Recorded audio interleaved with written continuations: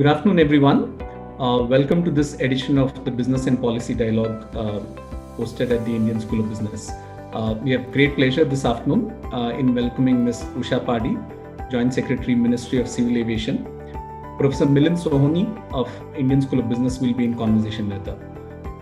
As you all perhaps know by now, the Business and Policy Dialogue is an initiative by ISB to bring faculty members of the school and senior bureaucrats from various ministries of Government of India and other state governments on a common platform to discuss on a topic of common interest. Today we have the Joint Secretary from the Ministry of Civil Aviation to talk about a very interesting topic, a topic that is of interest to a lot of us, which is in the area of civil aviation. The pandemic has taken a toll on many areas, and civil aviation is one of those which has been significantly affected given the restrictions on travel, lockdown, etc. So we're going to discuss about this. I will just make very quick introductions of Ms. Padhi and Professor Sohoni. Ms. Padhi is an IAS officer of the Odisha cadre. She's from the 1996 batch, currently serving as the Joint Secretary in the Ministry of Civil Aviation. She's an alumnus of the University of Birmingham, where she's done a Master of Public Administration. She's an engineer by qualification from VTU, Karnataka. And she's also someone who's currently pursuing her PhD from the Xavier Institute in Xavier University in Bhubaneswar. Also someone who, during her stint at the Ministry of Civil Aviation, she's been the CMD she's been the first women CMD at Pawan Hans, and also the first lady to be the DG of the Bureau of Civil Aviation Security. An officer who's accomplished a lot in her career over the past 25 years. She's also been nominated several times for the Prime Minister's Award for Excellence in Public Administration. Ms. Padhi, thank you so much for joining us this afternoon and welcome to this dialogue. Professor Milind Sohoni is Area Leader and Professor of Operations Management at the Indian School of Business. He's also the Deputy Dean, Faculty and Research at ISB. A lot of us know Professor Sohoni as the person who is responsible for several things. So in some sense, it's difficult for us to figure out at which point what is he responsible for now. So it's safe to say that Milind manages several things and has been doing so for several things over many years. Milind, thank you very much for joining us this afternoon. Professor Sohoni is a PhD from the University of from Georgia Institute of Technology, Atlanta. He's someone who's also not unfamiliar with this territory. He's been previously with Delta Airlines, and someone who brings with him a rich understanding of the area and has done a lot of research in this space as well. Milind, thank you very much again for joining us this afternoon. I want to sort of just lay out the quick format for everyone. We'll start with a theme setting by Professor Sohoni, and then Ms. Padhi will make a very brief presentation followed by a Q&A between the two of them. And after that, we will obviously open it up to the audience. I already see someone in the audience asking if we can ask questions. Yes, this is meant to be such a platform. My request though is to not ask questions on the chat window, but in the Q&A sort of window as well. And Naman, if possible, can be disable the chat window, but just keep the Q&A window open as well. So with those few words, over to you, Milind, for setting the context for this theme. Sure. So thank you, Guru. I hope I'm audible to everyone. Yeah, thanks. And let me join, Guru in welcoming Shrimati Usha Padhi, the Joint Secretary in the Ministry of Civil Aviation. Right? I mean, it's a pleasure to have you on our show here, and we look forward to listening to your views about the aviation sector in India.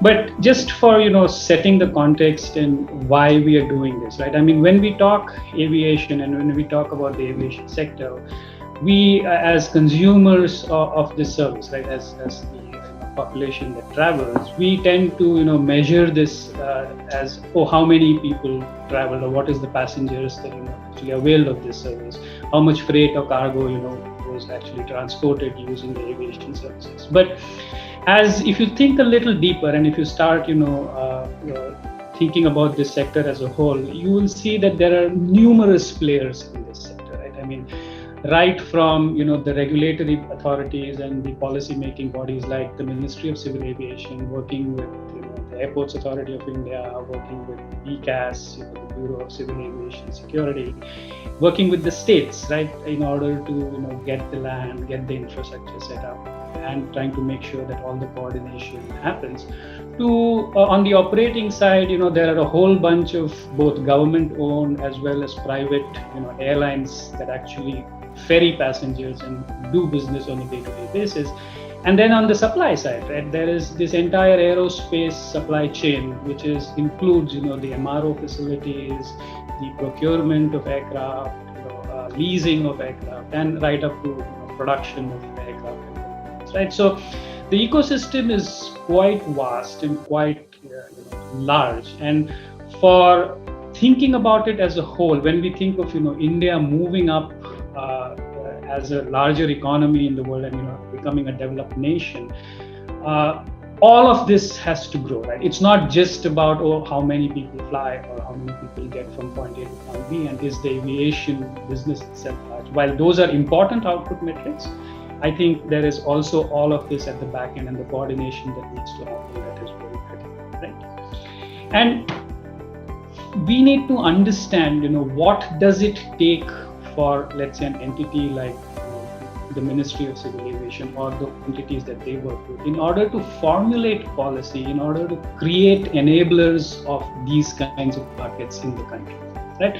And if I were to, look at the report card of Indian aviation, and again going by the typical metrics, right? I mean, while the numbers in absolute terms are definitely small compared to what the railways or the roadways or even outside the country, the number of passengers that travel or use air services.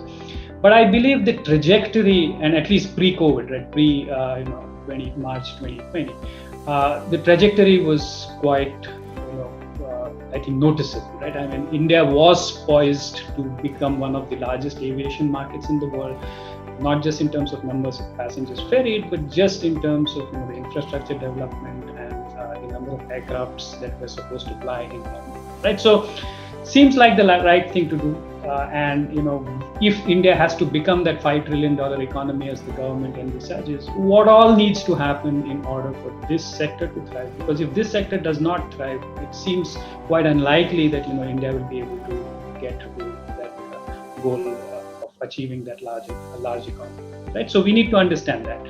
And then, of course, what's happened because of COVID, right? Because this has been a terrible setback, not just to the aviation industry, but in general, travel, tourism, hospitality, a whole bunch of other service industries have, been very badly hit. So this is like a double whammy, right? You were already, trying to figure out how to grow, how to scale up, and then you get this setback, and the government now has to start thinking about what it needs to do, both in terms of, providing relief, financial aid, to modifying policy, to creating futuristic policy.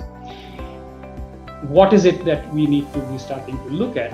And then, of course, the future question that, mobility in general as a nation, where is it going? Is air transport going to become the predominant, mode of transport? Or how do we get there if that is the goal? Or is it going to take a very different form? And what kinds of form, mobility is really? So, that's what we want to, understand, or at least, take a look at in this short span. We don't have too much time, but, requesting Srimati Pari to, shed or let us know her views and what the ministry is thinking about in this space. And let me hand it over to the Joint Secretary to share her views on this. Thank you. Thank you, Professor. And thank you, Mr. Guru.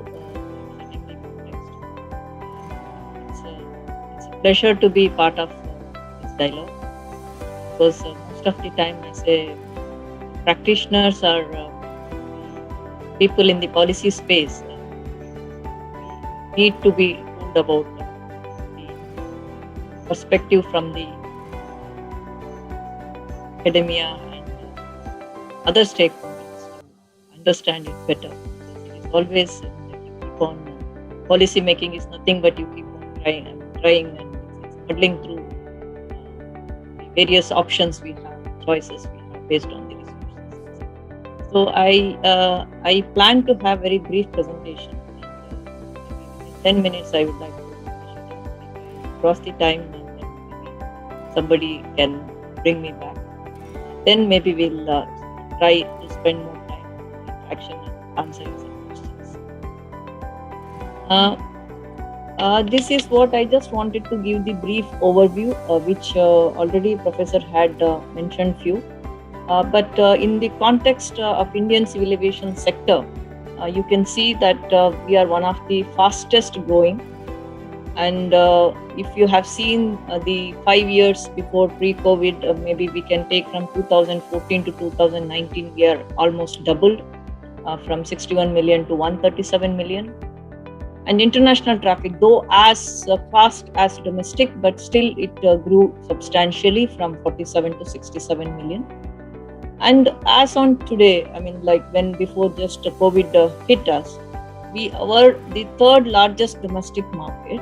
And it is expected by 2024 in all parameters that we will be overall third largest in the world, maybe only behind the US and China. And as it was mentioned during the opening remarks, that this is a very vast ecosystem, but it is airline centric, and it's quite unique and high risk model. I may be able to deliberate on this subsequently, but it's always said, in lighter sense, that if somebody wants to become a millionaire, then they have to be a billionaire and they should start an airline company and then they become a millionaire. So this was the thing which we used to hear. And globally, you know that the aviation sector is one of the worst affected sectors along with the tourism or travel. There is no doubt about it. And it is not 1 year. We thought maybe by 2020 it would be over, but it is again extending. So it's a huge cash burning industry, and we are really having a lot of challenges when we go ahead.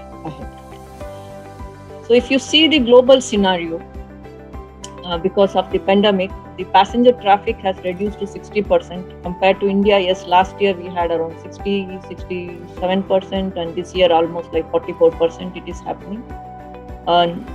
Due to the second surge, again, whatever we have achieved the last 1 year, it has again brought back, and thankfully again pent-up demand may be there now, it is going up. I have one graph after this which I can show that. Then the annual loss, it is 371 billion when we compare to globally. India would be around near 4 billions. Airline, we don't have exact figure, but whatever I get in the public domain, over more than 40 very reputed airlines have been grounded because of such a heavily, with so much of heavy loss, they were not able to sustain. And it is not possible because they are private entities, private business models. It is not always possible to bail out these agencies or entities. Then there are airports infrastructure, and we have airport related the ecosystem, which is sub ecosystem, which we within the airport, like we have a ground handling agencies, we have the regulated agents, we have the MROs. So altogether there is again a huge loss. Everybody, because it is, again I said, airline centric. So if airlines don't fly, everything will be affecting the ecosystem. Then job loss is also there. I just put it into the right framework, where when I say that aviation has a multiplier effect of 3.25, that means every 1 rupee we spending, that it will have the multiplier effect on the economy, which will be more than 3 times more, and it is a good employment multiplier with 6.1. That means like one employment, direct employment you could create, there would be around 6 more indirect employment. And you know that this is also aviation linked directly to travel and tourism, which is again having a very highest employment multiplier. I think this one graph shows what the aviation story during the pandemic. If you see March 2020, when we are having average 4.1 or 4.2 lakh passengers traveling every day domestically, you see that the third week of March, complete lockdown, 8 weeks, 0. Then we had some policy intervention, and gradually in a calibrated manner, it reached in February 2021, maybe a resemblance of normalcy was happening. Again, the second wave hit, and you can see the steep falling of the numbers. it become like what we were in May 25th of 2020 when we resumed the operations. We came back to the same situation. With the intervention of the center, state, and some of the key stakeholders, we are thankful to them. The numbers have come down, and now gradually it is going up. But the guard has not been lowered, because I always keep on saying that the concept of the first wave, second wave itself is a communication which connotation where people think that it has gone. It's a we have to go live with it. I mean, the pandemic has taught us the new normal. I mean, it is never going to be the pre-COVID world. I mean, that is for 100% sure. We need to understand that. And when we had highest in what the so-called wave 1, it was like 99,000 reaching, not even 1 lakh. But even now in India, we have around 50,000 cases every day. So it is 50% of what was there in first wave, and still we have to be cautious. That's why we are still calibrating and going ahead. That is what the policy call we need to take, because we have seen 4 lakh cases per day in this second surge.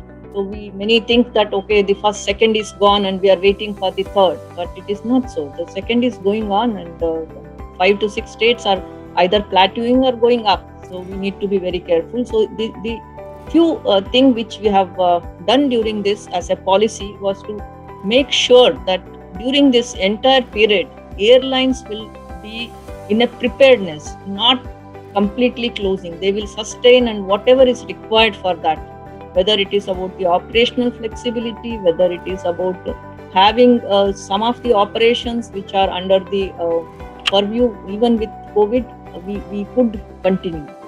When I say this, during the entire 8 weeks of lockdown, no transportation for few days were there in the country. But airlines never stopped flying even for a day.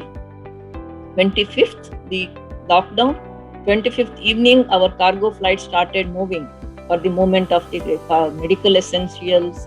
Both with foreign countries, we established what we call air bridges, and we started bringing the required cargo to the country, and also transporting the perishable and agriculture and other commodities. If you see that the entire 2020, the agriculture production or agriculture growth has not been severely affected as it is done, because there was so much of logistic arrangements which were continuing.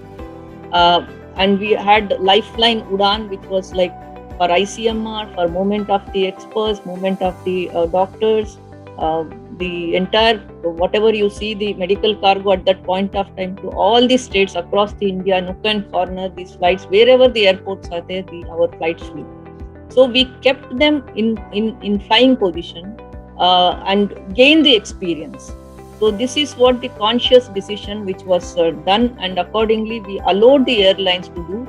Even passengers' flights were converted to cargo. The first time the policy allowed for those things, and they were able to fly the cargo which was essential and which was needed, and at the same time allowing airlines to generate some revenue. Then we wanted to have, when the resuming of the operation happened, the calibrated management was done. That is basically to ensure that we will not suddenly open up. It is also for containing the transmission. At the same time, it is also to ensure that, considering the demand and supply, there should not be something where airlines will go in large number and have a lot of problem in earning the revenue, and then it will affect the sustainability. Then also the new policy, which I think globally, I think this is unique. We had put fare band, which always we say that it is market driven. We never interfere into the market. It is a competitive market. But still, for this particular period of COVID, there was a policy intervention where the fare bands were fixed for two things. One, because there was a skewed demand, passengers may get affected. That's the reason why we had to put this fare band. And secondly, it is also about the sustainability of the airline, because if there are dominant airlines, they will put the cost at so low that which is one of the major costs in the Indian aviation sector. that the yields have been very, very less. So that will affect the airlines, and some of the airlines which are not strong enough to sustain this entire impact would certainly be grounded. Then if you hear that when finance minister announced some of the relief measures, our airlines did not, though there was a demand, so there were no financial bailout. It was a very clear message. I mean, maybe I will like to hear some questions on this, because many said that you should have bailed out the airlines, you should have given the money to the airlines. Why Indian government did not? Because very clearly it was said that some structural requirement, what is there, we will be addressing that.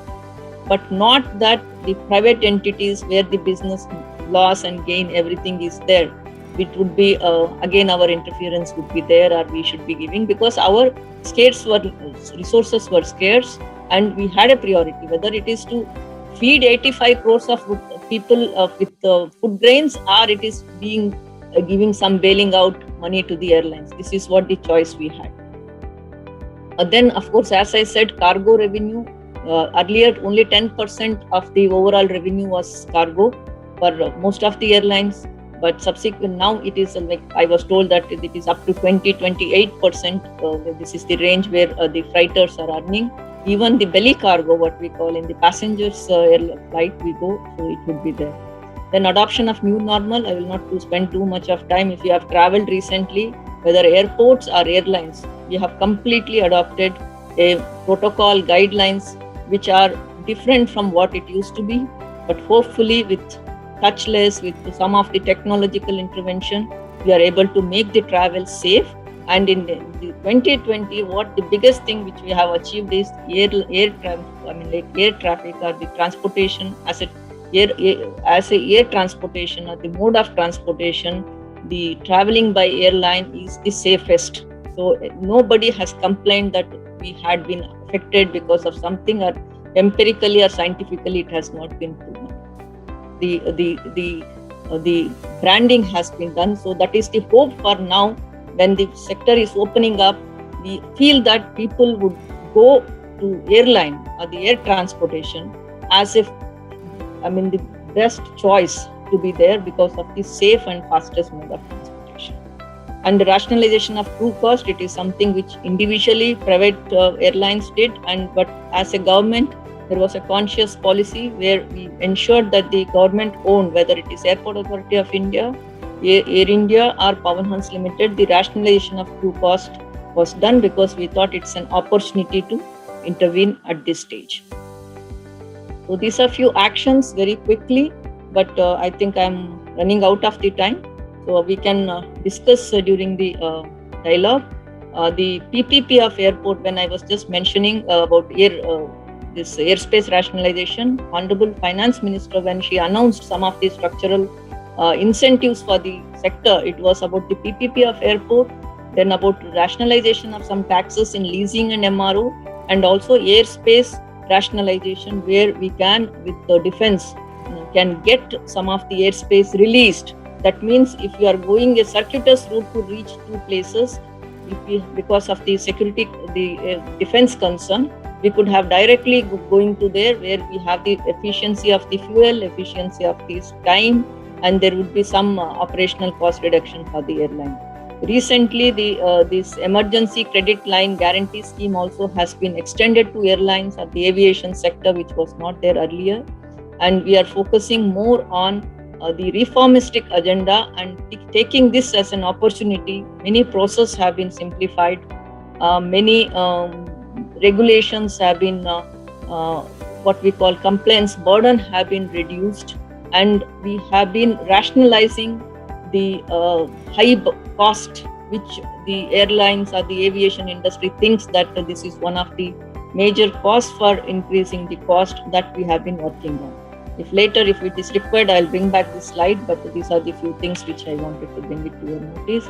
And some of the things which we will be working in future is about the viability of airlines, of course, not from in terms of financial aid to them, but at least creating some structurally sound policies which will help the airlines to sustain. Then we have the air negotiations which were tilted or skewed towards the foreign airlines, which have been now reworked. That is one of the major things, so that the long haul flights, which were only Air India earlier, maybe our flights will have both cargo and passenger flight for the long haul routes. Then we have investment which is coming, which is again very, very important thing to make sure that the aviation landscape would be better than compared to whatever it used to be, like 100 airports to 200 airports, what we are talking about.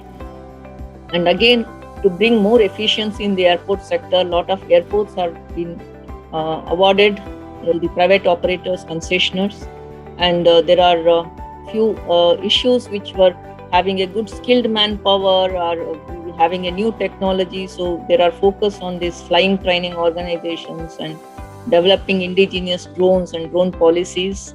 Then about the leasing, which is, like an important element of the ecosystem, which is costing very high because it's offshore activity. Now it has been done within India by creating the GIFT City, which is again a exclusive zone for interacting for the leasing. So I'll stop here. I will now open up for dialogue. Thank you so much for your patience. Yeah, thank you, Joint Secretary Pali. That was very informative. At least it was nice to see the kind of effort that the ministry is making in order to shore up the industry. Right? This pandemic has been quite devastating in many ways, right? And it's really nice to learn the kind of effort that the ministry is making. But as I think about this sector and as we start, so I just want to at least open up a few thoughts about the pre-pandemic world and the aviation sector pre-pandemic. And then, of course, you've spoken quite a bit about the effort that is going on right now.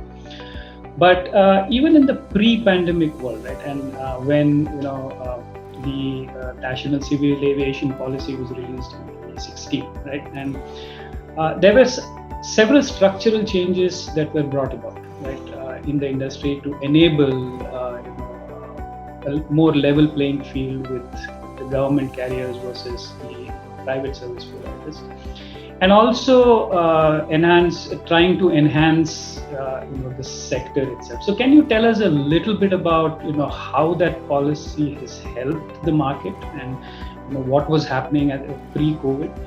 And as you speak about that, also I would like you to also talk about some of the structural issues with the aviation sector in India, particularly doing business, right? Because though the sector has been liberalized and after deregulation in the early 90s, we've seen a lot of upheaval. We've seen low-cost carriers come in, full-service carriers come in. Many of them gone out of business, and part of it could be just bad business practice, but some of it is also just the nature of the demand and the nature of doing business. So I would like to get your thoughts on both these issues. Thank you. It's such a critical question that we keep on searching for answers always. There is no final solution or final answer to it. But we all know that the aviation was considered some time back. If you ask me, I have worked in field and all. Some time back, if you had asked me that, okay, whether we should be providing affordable and we should be giving so much of focus on connectivity, air connectivity, then it would have been somewhere in the low in our priority, because we thought that this is for the elite people, it is a luxury which one can ask for. But gradually it was understood, and the NCAP, what we call National Civil Aviation Policy, this is one document which created that type of message, where it is said that it is about the efficient transportation. It is not about the elite, or it is not about the costliest transportation. This is when there are few places where this is the only mode of transportation, and many places it will be most efficient mode of transportation.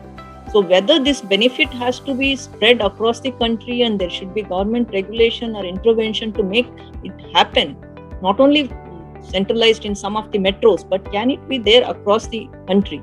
So the main intention of National Civil Aviation Policy was to make sure that the entire ecosystem will have a harmonized growth. It is not only the airports, airline, which are of course the central or fulcrum, but at the same time all other supporting ecosystem, whether it is a leasing, whether it is a MRO, whether it is about aerospace supply chain, all those things were discussed. And if you see the document, not very bulky, but it has all the sections incorporated in that. But the policy is always an articulation of what our intention is, how we are going to achieve or implement, that is where it matters. But it gave a direction where we are moving. So there were few things which could be brought after this, and it has been a very comprehensive guideline for the ministry to work upon. The infrastructure development, as I just mentioned about the national infrastructure pipeline, around 1 lakh crore of rupees are coming in, and the last few years it has been, we are working towards that. The fleet which is there, I mean, it's the objective of our policy that if you see the long haul flights, the bilateral agreement, so all these things have been reworked, and there have been different frameworks put in place to ensure that the number of fleet which we have, maybe in 600 numbers, it will go to around double. It will be around 1,500 or 2,000 in next, maybe by 2030 or so. So similarly, we had the regional connectivity scheme, which is the topmost in the national civil aviation policy, because as I said, if it is a efficient mode of transportation, then the fruit or benefit of the air transportation has to reach everyone in the country. So that is where the affordable connectivity and regional connectivity was given impetus. So that is where we have regional connectivity scheme UDAN, which had been one of the important tool to ensure that the metros, not only metros but non-metros and the tier 3, tier 4 cities are connected. So if I see the statistics, if I say earlier we used to say the topmost 6 airport had around 65% of the air traffic. If you consider tier 1 and the 6 airports of metro, then it is around 85% of the air traffic among these 18 airports. Now we have plenty number of airports where we say that 35% which was only towards the metro, the 5 percentile point has been increased in the non-metro population. That is what the data also says. So the implementation of policy has been helping us. If I am allowed to add at this stage, the rationalization of taxes for MRO, for also the leasing, which is through the GIFT City, all are outcome of this implementation of the NCAP. Then you mentioned about some of the second part. If you can kindly repeat, maybe I will. Right. So, I mean, the structural issues with the sector, right? Yeah. The fact that you have all these airlines, it kind of expands and then shrinks and expands and shrinks. So why do you think that happens? Is it because of pricing control? Is it because of demand? Or is it just because of infrastructure and structural issues? See, you teach in a business school, you know that how business works. I mean, nobody knows the perfect formula, what would be the success of the business, and it keeps on reinventing itself. Airlines, as I said, very high risk business, because whenever we interact and whatever little experience I have, everybody says it is if airline flies, airline are healthy, sector is healthy. So everything depends on the airline operations and the success of airlines. And in the ecosystem, they say everybody makes money except airlines, the model which we have. So how do we address this issue? There were some problems which have been identified. Some airlines have come over those problems and challenges, and some support from the government on the systemic or the structural reforms which can also make or give some buoyancy to the sector. The one thing which we say is the high cost of operation in India, which is always said that airlines, the taxation is, as I say, that the taxation on the ATF, taxation on some of the import item, because it is completely coming from most of the things are coming from abroad. It is also the transaction leasing takes place in USD or some other like foreign currency, where the cost escalation and other things actually affect them very hard. The taxation, where we say that the one thing which they wanted to, airline wants, is the big elephant in the room. If you ask, they said that bring down the GST on ATF, the VAT on ATF. or bring it under the purview of the GST, which can be uniform, because most of the metros have 20-25% of the taxation, because it is seen that okay, these are the people who can be afford to pay. Of course, the principle of economy matters. And they say that if people are affordable to fly and they are about affordable to have the taxation. So that is where the cost of operation is coming up, where we have tried to rationalize some of the thing which I said, whether it is leasing. If it happens in India, automatically the bottom line will get affected positively.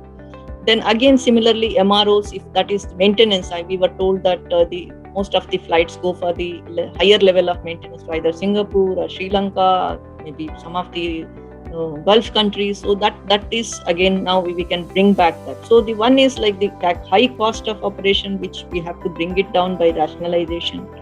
Second is one which is internal to the market. I mean, that is the huge competition among the airlines. The airfare in India is the lowest in the world. You can't compare it with any of the countries. So because of this high competition and because of taking a slice in the market, the competition to take slice in the market. So most of the time, the yield on the seats or the revenue on the cost, the tickets have come down very drastically. So that is where we are able to see the traffic, which is like, I can give you example, within 3 days of starting a route, you don't get the tickets in those routes. So we are able to fill the aircraft with no time.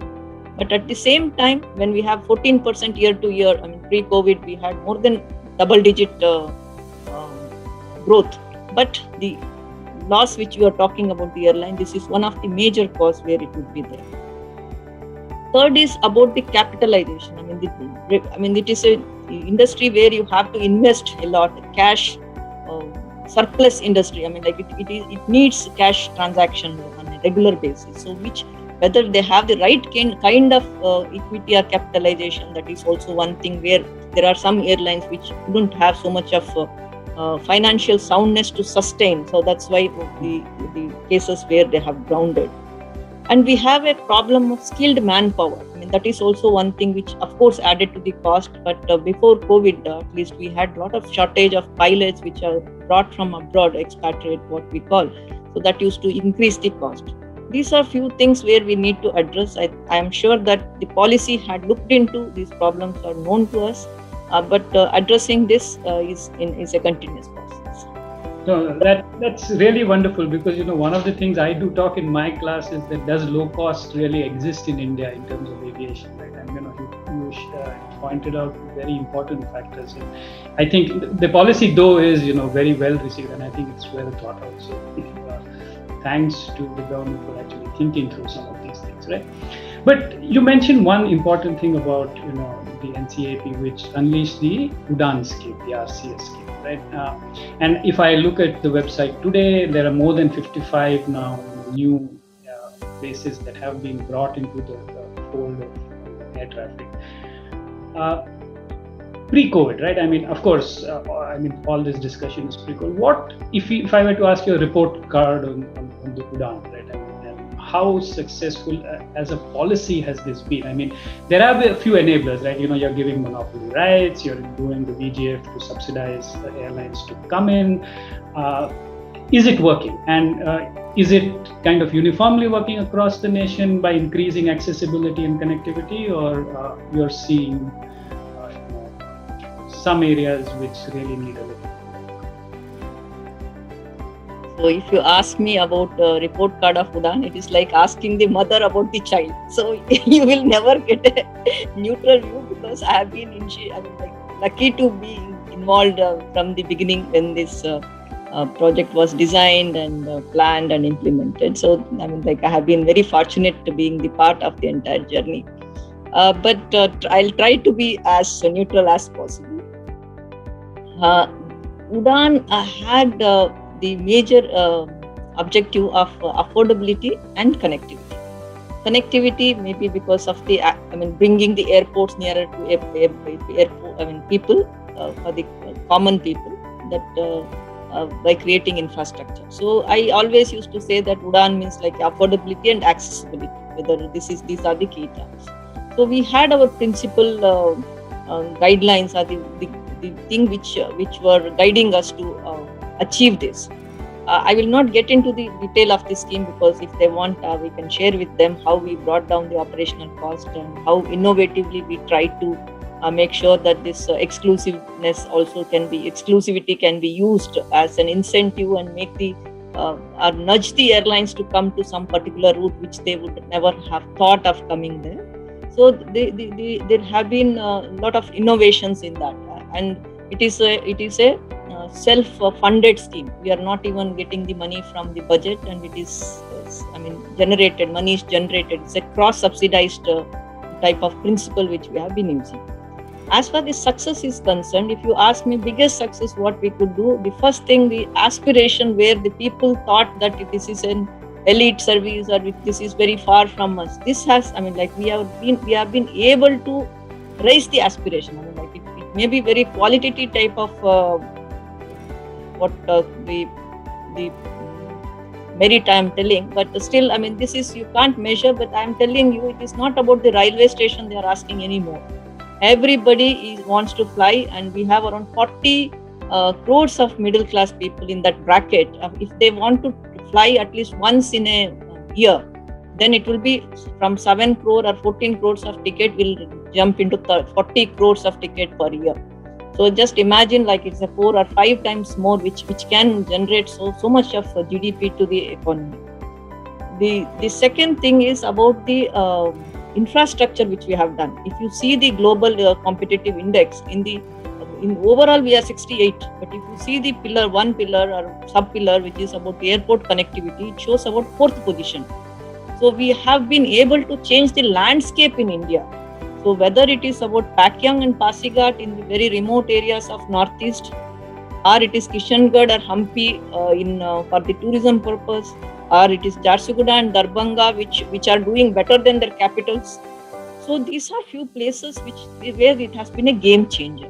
So if you ask me, yes, we have been very successful in some of the regional airport where a regional type of aircraft of ATR or some type of similar range have been operating, and the market has been very, very receptive in those areas.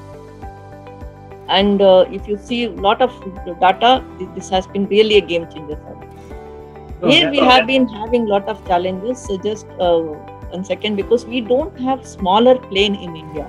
We don't have the operators which operate a smaller plane in a scale, which is a good business model, which I heard that in Brazil they have, Nepal to some extent they have, but such type of model is not there. So we are still struggling to connect those places which are like what we call from regional to remote. So for regional connectivity, we have been successful. You can give maybe 8 out of 10 in Udaan. But whereas if you go to remote, maybe we are just about to, just to clear that whatever threshold, passing mark we are trying to happen, because it is maybe Pithoragarh airport, or it may be a small airport like Ambikapur, or it may be very small airport of Rewa. So these are the places where people want that this benefit should be there, but we are not able to take it to them. We are trying our best, but yet to reach to the level which we want. Yeah, I'll stop. No, that's really, really heartening to know. And I personally, whatever I see of the RCS scheme, I think it's a great effort by the government to move in this direction and improve both, as you said, that accessibility, connectivity, and affordability simultaneously. Right? So I won't ask you much about the pandemic, because you already had shared quite a bit during your presentation, and I think this aberration is something that we all have to deal with, and I'm pretty sure we are poised about.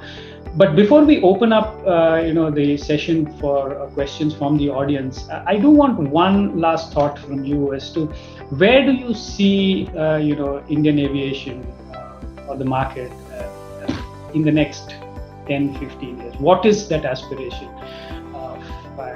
for the nation, and how will we get there? Right? Just a few thoughts along those lines, and then we can open it up for questions. Yeah. I personally feel India, if it is thinking of jumping into $5 trillion economy, then civil aviation is going to be one of the major developing engine or growth engine. There is no doubt about it. whether it is about generating the infrastructure, whether it is generating about the connectivity, making the people move, and whether it is about the employment. So in all these three parameters, the civil aviation is going to contribute hugely. It happens how we take it to the next level. As I said, it has to be like 100 airports, 200 airports. It has to be a quantum jump which we are thinking of. So the sub-sectors within the aviation industry, we have to work towards with them, and it is completely a business model. I mean, it has to be a market-oriented. I mean, nothing where sometimes we hear that, okay, you reduce the tax, we are going to have the profit. It is not so. I mean, like, the business have to be run as a business, and we have to have the supporting or facilitating the policy framework where they can survive and where there is a level playing field. So this is what we are up to. And the civil aviation ministries, most of the time, they know, I mean, like, when we talk about the ministry, many people talk about Air India, many people only talk about how do we be able to do some airport or something like that. But it is not so. It is about the regulation. I mean, like, you are talking about regulating a sector which has so much of potential. So I see, of course, reaching a third as a global, I mean, third largest global market is a very, very low hanging fruit for us. We can very well reach there, provided we play our game well. Thank you. Great. That's a great optimistic note to end on. Guru, with your permission, can we take a few questions from the audience? Absolutely. I think there are about quite a few questions, but absolutely, please. Okay. So to the audience, right? First of all, thank you for attending. It's great to have you with us listening in. And there are a whole bunch of questions. Given the paucity of time, I mean, we only have about 15-20 minutes. I'll try to do justice. I may not be able to get through all of them, and I will, pick on some of them. So the first one that I'm seeing right here is from Mr. Kalya Lakshmi Sainath, and this is again Joint Secretary for you. Could you please share some light on air cargo logistics impacted and how to recover from the pandemic? Okay, Sainath ji should be happy to know that in entire subsector of this big ecosystem, if something is doing good, it is cargo. So we are already almost like at the 90% of the pre-COVID level. And most of the airlines are focusing on the cargo. They are, because of the requirement, I mean, suddenly you see that the global scenario has changed. People want to move a lot of, I mean, like, whether it's a movement of vaccine or movement of medicines or transportation of the agriculture product. So the cargo has become one of the major lifeline for the global transportation. So they are doing very well. There are few issues which have been coordinating. If you are hearing like overall things, what is happening, even the Honorable Prime Minister mentioned in his independence speech, it's about reducing the, making the logistic efficient. That is the cost of reducing the cost of logistic, and also making the multimodal connectivity as a best mode. I mean, like, very efficient mode, and the country should move towards having an efficient multimodal connectivity, which is connecting the ports with the airports, with the seaports. Then we have the waterways and also roads, of course, rail and roads. So there is a steps which have been taken, and if you hear that national master policy, that national NMP, national master policy is finalized by the DPIIT, which is a logistic division in DPIIT. A national master plan, it is not policy, national master plan, NMP. So that is going to be launched very soon. With that, there is an effort to bring a unified regulatory compliances in documentation and IT platforms, and at the same time having some parity in the taxation so that the logistic cost can be reduced. Thanks. So there is another question from an anonymous attendee. Again, Joint Secretary for you. So the slides indicate the effect on airlines, but what about airports? How are airports affected, and what's the financial support being extended for them? As I said, airlines are something which, like, if they don't use any slot, if they don't operate, the immediate cash flow would be affected for them. Whereas airport is a infrastructure, it is not a perishable sort of commodity. However, airport's revenue model completely depends on the footfall of the passengers. In the COVID, they have been hugely hit, and we are also trying to have a balance in extending the benefit to the airlines, at the same time benefit to the airports. So when we say that airlines should be having landing and parking charges free because they have to bring down the operational cost. At the same time, we are also working with the regulatory authority, that is AERA, to make sure that this amount or the foregone revenue would be trued up subsequently, so that the airport will not lose it immediately, but gradually they will also collect it in the form of the user development fee. If you see your ticket, there will be UDF mentioned, so that is where they will get some of the footfall in the concessionaire shop, and all those things which they will earn, that will be coming to the airport. So, and also, as I mentioned recently, this emergency credit line guarantee scheme, which is not only for the airlines, it is also for the airport sector. So they can take the credit, emergency credit line, they can take the credit, and it is a soft loan sort of. So it would be possible for them to invest and then reap the revenue in a long-term process. Thank you. So there's one more question about airports. Let me pick that one. So we've seen, Delhi, Hyderabad, Mumbai, Bengaluru, private airports, and very successful models.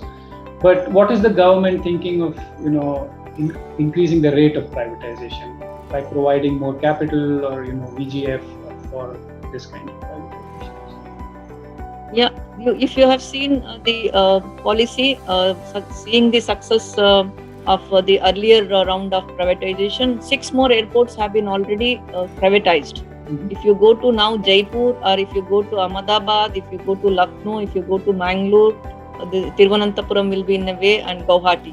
So these are already privatized, and 4 of them already handed over to private operator.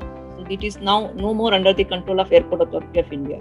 And if you are following the news again, 6 more airports are in pipeline. And there is also one recent amendment which has been suggested, which will be cleared, is to make sure that the clubbing of airports, profitable and non-profitable, it may be very interesting for ISP to see that model, what Airport Authority is doing, because we can't only keep on selling privatizing the profitable airports where there is a scope or the revenue earning potential for the private operator. Then they will be left with only those airports which are not viable. So it is like a combining both, so that the private operator will take interest also to make the other airport viable because of the innovative models or whatever the innovative or creative things they do. So that is also already there, and that amendment has taken place in AERA Act, or it would be taking place. Then that is also there. So 6 have already been earlier first round, 4 airports. After that, Nagpur and Chandigarh and everywhere they have a joint venture model. So after that, 6 more we have already done, 6 more in pipeline, and there is a policy already in place for clubbing the airport and going for the PPP. So there is a clear-cut policy to ensure that the privatization happens, and Airport Authority would not be having monopoly in the airports. So here's another one, but this is slightly different. This is from Ziri Linda. So he thanks you for a very informative presentation. But as we know that fuel plays a huge part in the cost to the airline, and there have been requests from many airlines for putting aviation fuel under GST. My question is, if we are going to see this happen in the near future, and also if it takes place, how much benefit will it be to the airlines? So I would be the happiest person if it comes under the purview of GST.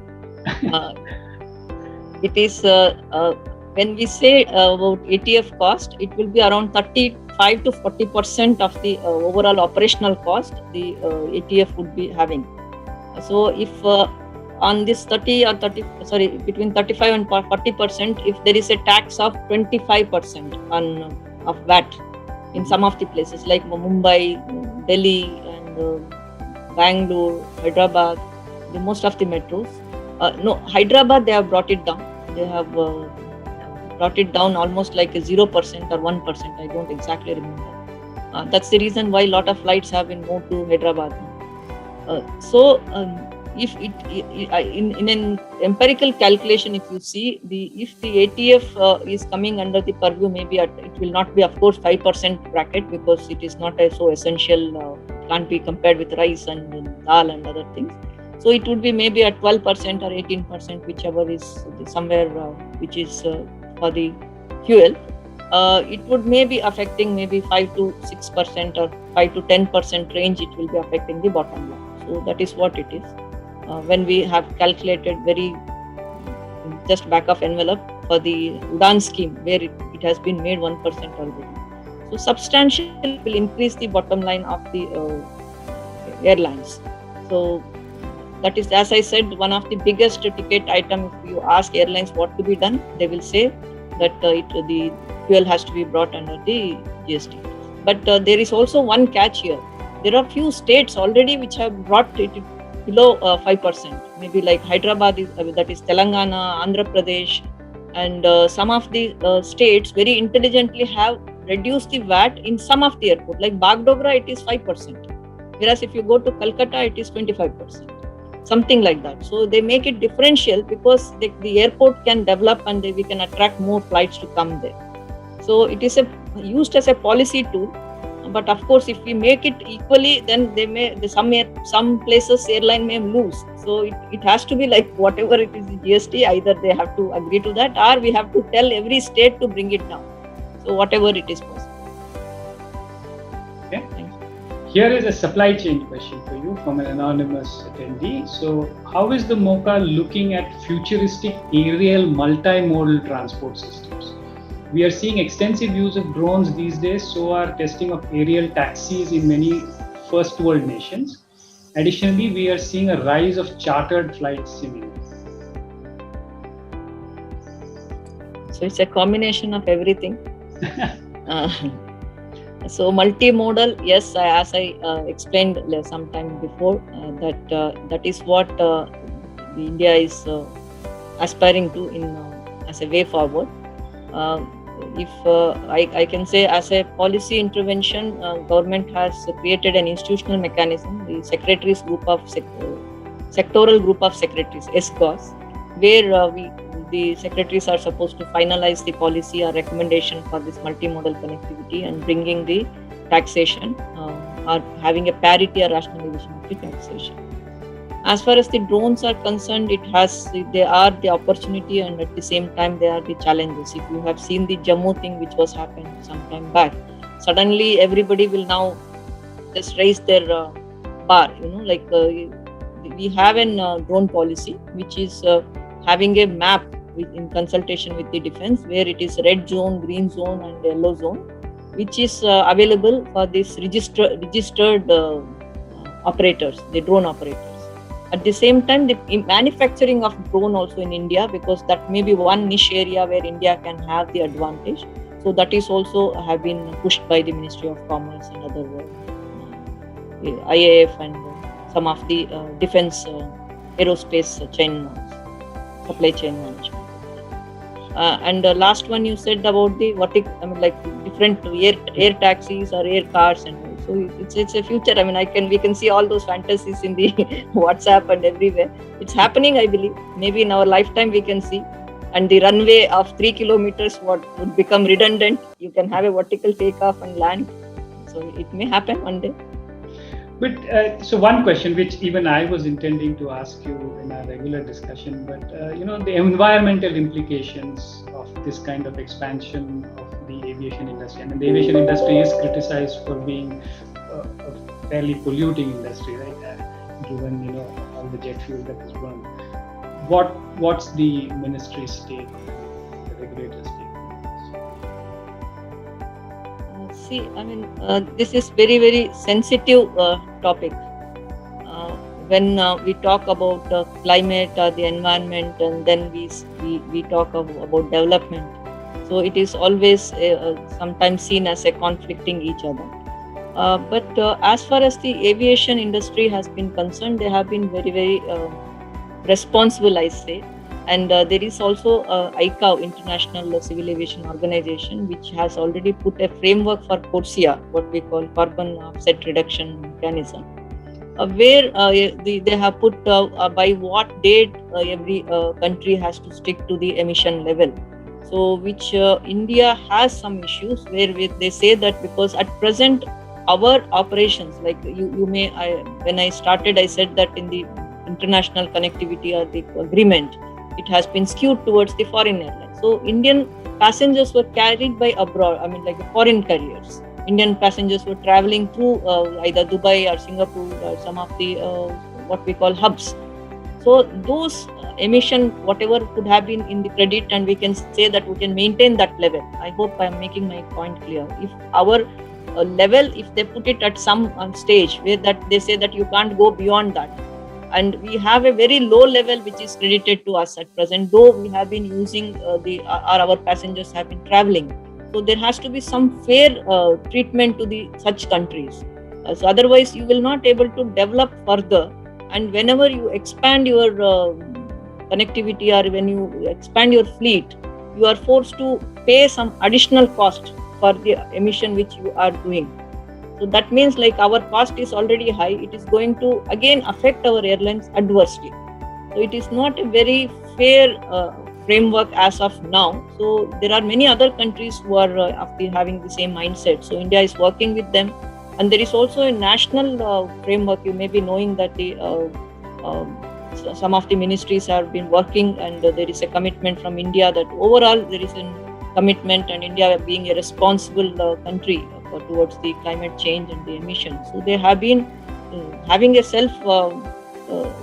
regulating provisions. Mm-hmm. So there is some negotiation and governance happening, but this is what at present we are not the one who are polluting too many, because we have not reached that stage at all. I mean, it is about having a balance. I'm sure that somebody is sensitive. They should not think that I'm very belittling the issue, but this is where the balancing has to happen. I'm sure that when I ask whether you require airport, yes, you say. If I say you want to connectivity, we say yes. At the same time, we say that okay, this should not happen. So either we have to reduce our requirement, we have to save. I mean, like we have to change our lifestyle to some extent, and that is also, I mean, the contribution of all of us should be there. I mean, like we can't say that I want electricity, I want this, I want that. I have to have very high level of life. At the same time, I say that I want to save the environment. This becomes an issue. So, I mean, that's what I thought openly, because all our students, so they can ponder about this. Thank you. Thank you, Joint Secretary Padi. One last question from Praveen, because he works with the Telangana state government here. So, any views on convergence of civil and defense aviation and MRO? I think that's like bring everybody together. Yeah, it's a synergy actually. It's like 1 + 1 making it 11, because you have complete a set of defense facilities and you have the civil facilities, but you have a different regulator here and different regulator there. So, and there are even the skilled manpower which are there in the defense, because they use very young manpower, so they can seamlessly travel to civil aviation. They can become the pilots, they can become AME. So there have been a lot of synergy which can happen between the defense, and of course this entire aerospace manufacturing entirely. I mean, like it is not about civil. If it is defense, then the scale would be high. The entire supply chain value would be increased. So it is a synergy, but there are difficulties. I will not be. I mean, like it will be very generalistic way of saying, but there have been something which are working. If you see that a lot of technologies have been now. Recently, Ministry of Defense had signed with private operators, private manufacturers. A lot of items have been what we call deregularized, so that they can be produced in the private environment. So a lot of things are happening, but I'm sure that this is one field where we need to work more. Thank you. Thank you very much, Joint Secretary Padi. It was extremely informative. I learned a lot, and I'm very sorry to all those members in the audience whose questions I could not relate to the Joint Secretary, but they are there. Very good questions. I think your participation is you can share, maybe offline we can give it to them, Yeah. and if they think that actually they are very important and they are really interested to hear, maybe we can share, no problem. No, absolutely. I think that's an excellent suggestion. Maybe, Guru, we can think of doing that. And once again, thank you very much. And Guru, over to you. Thanks a lot, Milind. I think I want to join you in thanking Srimati Padi for her sort of wonderful, it's almost like a master class on, the topic that we had set out in terms of the impact of the pandemic and the policy interventions on the recovery of the civil aviation sector in India, right? I do think that, we've learned a lot. I personally have learned a great deal, thanks to you, and also thanks to Professor Sohoni for his sort of questions and sort of bringing out the best in you in some sense, I would say, in terms of for our benefit. And it's also very heartening to see that while we are talking, as you rightly pointed out in very early on, the second wave isn't over yet. But at the same time, there is this whole balance about sort of, having to sort of get on in life in terms of having to move on and sort of while following COVID appropriate behavior. And I think civil aviation sector has taken a hit, but it's very heartening to see the kind of measures that are being taken.